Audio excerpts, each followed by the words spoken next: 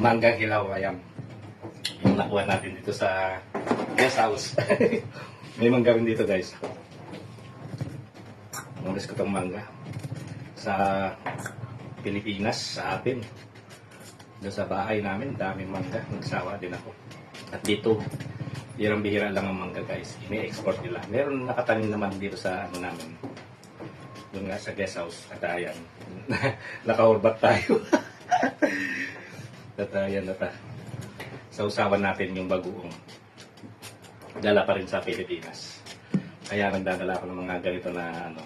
Kasi ang mahal dito sa Saudi guys. Dahil ng mga ganito na sausawan. Wow! Biyakin siya. Ayan guys. So. Alhamdulillah. Salamat Allah. Alhamdulillah.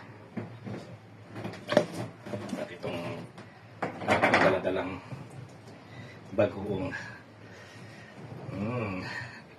Ang sarap.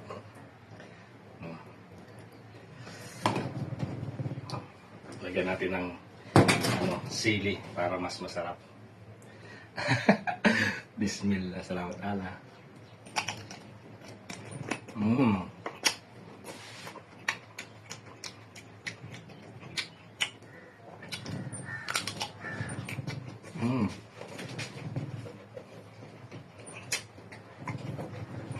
Kapta doon itong bagong inisis. Gawa na ko doon sa Pilipinas. Doon akong kapag ito sa ulit.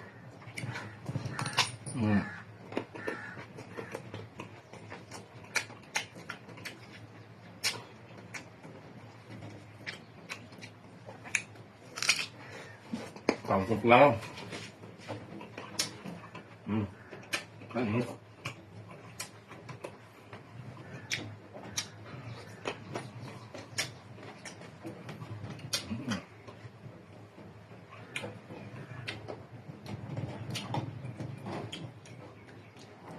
Bagoong. Lagyan natin ng sili guys. Ayan. Masarap siguro kung lalagyan natin ng sibuyas. Try natin guys. Ayan. Pawis na pawis ako.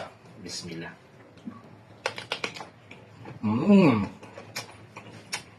Harap.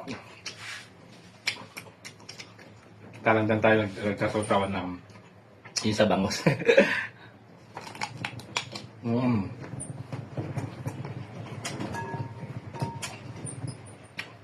Tapos may pusit pa.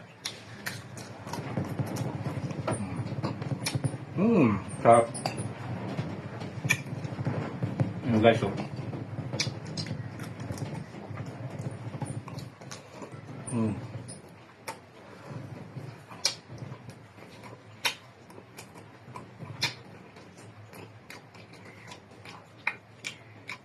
Kain po tayo. Ang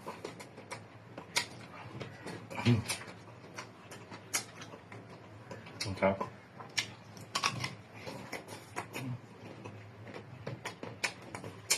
Asim.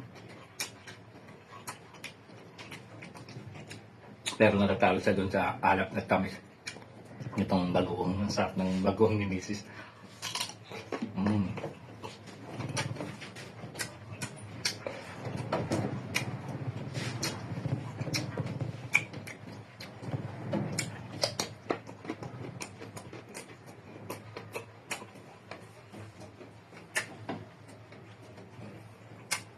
Ang tansi.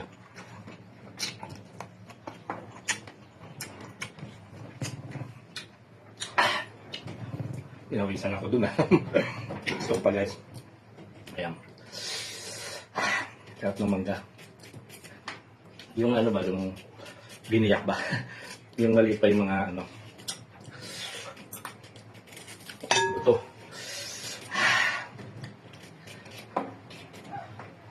Sarap. Nais ko yung ganito na pagkain. Mahilig kasi ako sa maasim guys. Lalo ganito mga mangga. Masarap.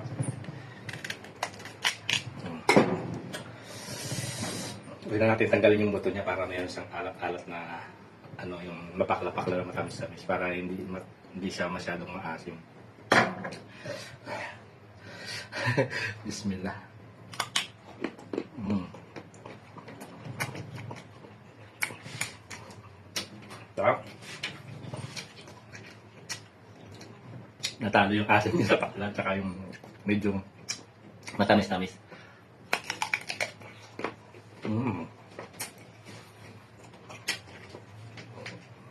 Nakakasili tayo.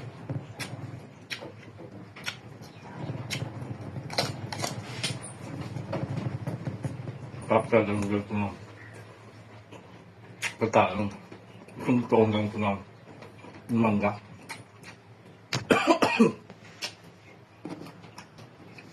At ito na lang, last na lang ito guys.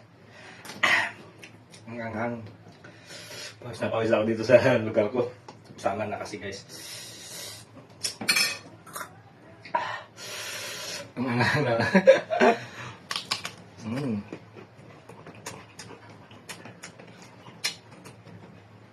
Mampu tayo.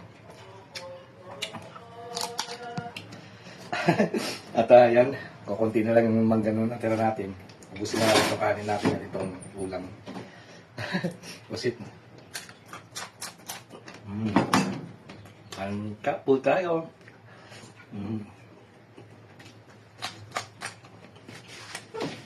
Dugo.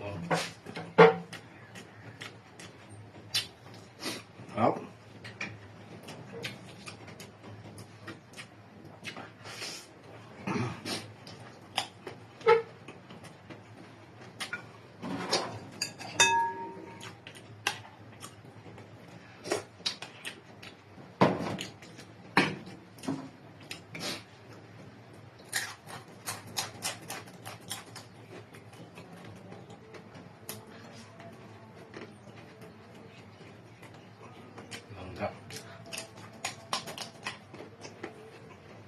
Ganito lang ang pagkaandal.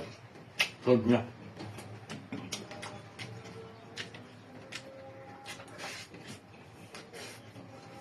Sarap. Alhamdulillah, salamat Allah sa biyaya.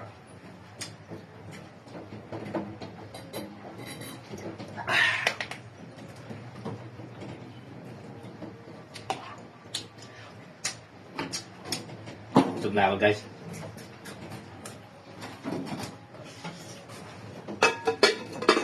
So ayan guys, maraming salamat sa panonood at sana nag-enjoy kayo sa vlogs ko at binahagi itong buhay-buhay ko kami sa Saudi Arabia.